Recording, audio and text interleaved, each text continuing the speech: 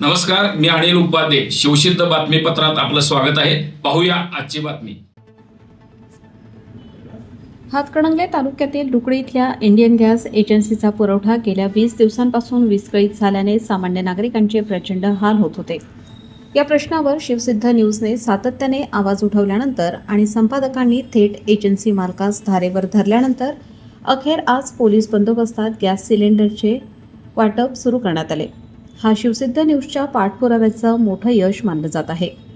गेल्या 3 आठवड्यांपासून डुकडी परिसरातील Indian oil gas agency gas पुरवठा पूर्णपणे ठप्प झाला होता. ऐन सणासुदीच्या किंवा गरजेच्या वेळी गॅस मिळत नसल्याने गृहिणींचे मोठे हाल होत होते. इतर सर्व ठिकाणी इंडियन ऑइलचा पुरवठा सुरळीत असताना केवळ डुकडीतील एजन्सीमध्येच हा तुटवडा का निर्माण झाला? हा तुटवडा जाणीवपूर्वक निर्माण केला जात तर नसेल ना, असा संतप्त सवाल नागरिक विचारत होते. या गंभीर प्रश्नाची दखल घेत शिवसिद्ध न्यूज परखड बातमी लावल्याने आज 210 सिलेंडरची गाडी रुकडीमध्ये पोहोच झाली. पण हजारो ग्राहक आपले सिलेंडर घेऊन नंबरमध्ये ताटकळत उभे होते. ही परिस्थिती पाहून शिवसिद्ध न्यूजचे संपादक अनिल उपाध्ये यांनी एजन्सीचे कार्यालय गाठले. एजन्सी मालकाशी थेट संपर्क साधून जाब विचारला. जर काही प्रशासकीय अडचण असेल तर ती शासनापर्यंत पोहोचवू, पण सामान्य जनतेला वेठीस धरू नका. 916 रुपयांची गॅस टाकी 950 रुपयाला विकली जात आहे. जादा घेणारी रक्कम ताबडतोब ग्राहकांना परत करावी, अशी कडक भूमिका घेतली. या दबावामुळे अखेर एजन्सीला हालचाल करावी लागली आणि पोलीस प्रशासनाच्या मदतीने मोजक्या सिलेंडरचा पुरवठा सुरू करण्यात आला. नागरिकांचे सवाल आणि पुढील पाऊल. गॅस पुरवठा सुरू झाला असला तरी नागरिकांच्या मनात अद्याप काही शंका आहेत.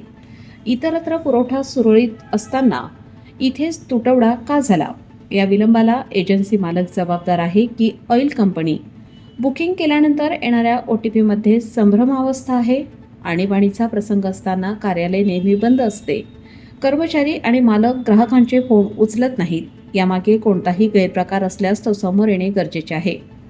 शिवसिद्ध न्यूजने स्पष्ट भूमिका मांडली असून गॅस सिलेंडरची जी किंमत शासनाने निर्धारित केली आहे तीच किंमत एजन्सीने घेतली पाहिजे.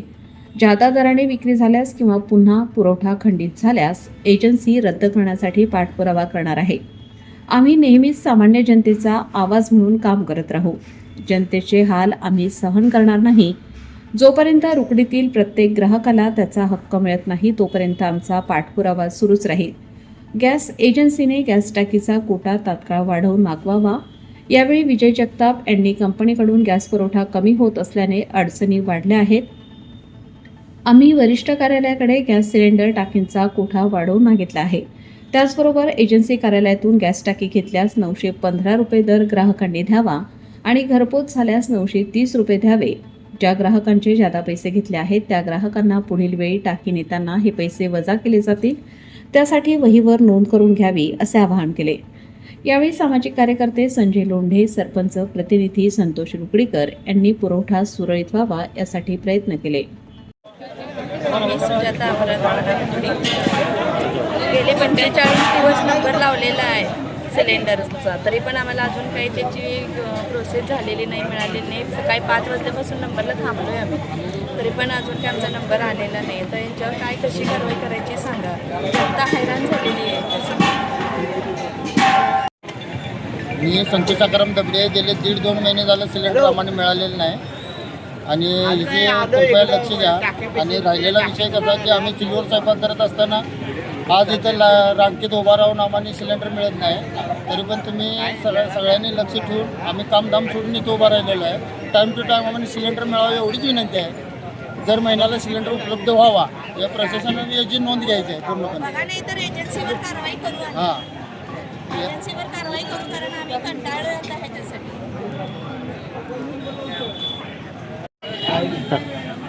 सिलेंडर नाही आहे, रांगेत थांबले, गुण किती लागतं आहे आणि वेळच्या वेळी सिलेंडर मिळणं हा मोठा प्रॉब्लेम झाला आहे या ठिकाणी. त्यामुळं नागरिकांना नाही त्या प्रॉब्लेमला, अडचणीला तोंड द्यायला लागतं आहे. त्याच्यासाठी जरा याने शासनाने याच्यामध्ये भाग घ्यावा आणि थोडंसं कार्यरत होऊन सगळ्या नागरिकांना कसं एक 915 दर आहे ह्या सिलेंडरचा आम्हाला. आणि गेले 4 महिने आम्हाला सिलेंडर मिळालेले नाही. आम्ही कशावर स्वयंपाक करायचं आणि काय करायचं एवढं प्रश्नाचं उत्तर आम्हाला शासनाने द्यावं.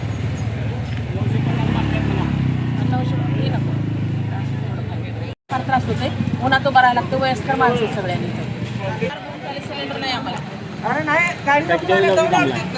सकाळी किती वाजता आपण थांबलाय सकाळी आता 6 वाजल्यापासून आले तर रांगेत आलो. BP शुगरवाली माणसं आहेत. 15 दिवस झाले सर अंबानी टाकी आहे स्वतःची. गॅसचा डेपो पण यांनी सध्याची आमची रेग्युलर एक 10 टाकीची डेपो होती ती पण थांबवल्या. जेणेकरून एक 10 जे गिराईक आहेत त्यांना जर आम्हाला टाकी देता येत होती ती पण थांबवल्या. त्यानुसार आता तुमच्या गॅसचे ग्राहक आहेत 160 माणसं तुम्ही द्यायला लागला. तुमच्याकडं एकूण ग्राहक आहेत 1000 ते 1500, पण तुम्ही टाक्या 300-400 मागवायला पाहिजे. जेणेकरून तुम्ही आले त्या गॅसच्या ग्राहकांना तुम्हाला टाकी देता येत्या. तुम्ही देणारे 160 मागवला, 160मध्ये कोण मागणार? तुम्हाला माहीत आहे आपले ग्राहक आहेत 1000च्या वर, तर तुम्ही टाक्या 300-400 जास्तीत जास्त टाकी मागवली पाहिजे ना. एका गाडीमध्ये किती टाक्या बसतात? 360 तरी टाक्या मागवायला पाहिजे होत्या. तुम्ही मागवला 160-200 टाक्या, त्या कुणाला मन फिरणार? जे तुम्हाला जाणून बुजून तुम्ही 160-200 टाक्या मागवला, जेणेकरून तुम्ही 350 गाडीत बसतात तेवढ्या तरी टाक्या मागवायला पाहिजे होते ना. हे आणि तुमचं गॅसचा दर आहे 915. आता तुम्ही मागताय 950. आम्ही 950 का द्यायचे तुम्हाला? 915 दर असताना 915 रुपये आम्ही देणार, त्याच्यावर पैसे देणार नाही. राजारामांना कांबळे 4 वर्षे मी टाक्या नेल्या नाहीत, मला गरज नव्हती म्हणून. आता गरज पडली म्हणून महिन्याला मी टाकी मिळवून झाली आहे. ह्या टाकीचं गेलं कुठे आहे? जेवढी तुम्ही टाकीचं कनेक्शन दिलं आहे त्या टाक्या गेल्या कुठं? त्याचं उत्तर आम्हाला पाहिजे. नाही तर ज्यापासून कनेक्शन मी घेतलंय त्यापासून माझं पैसे परत द्यायचं आणि यांचं कनेक्शन कट करून द्यायचं. मला डबल पैसे द्यायचं मला चोपट.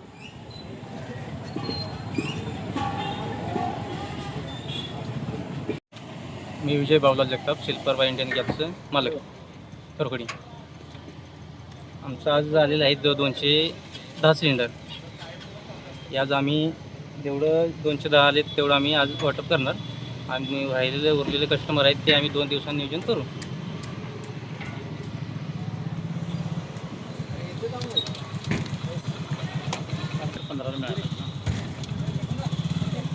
त्याला सुट्टी नसल्यामुळे ते पैसे जादा घेतात. पुढच्या टायमाला ते ॲडजस्ट करून देऊ.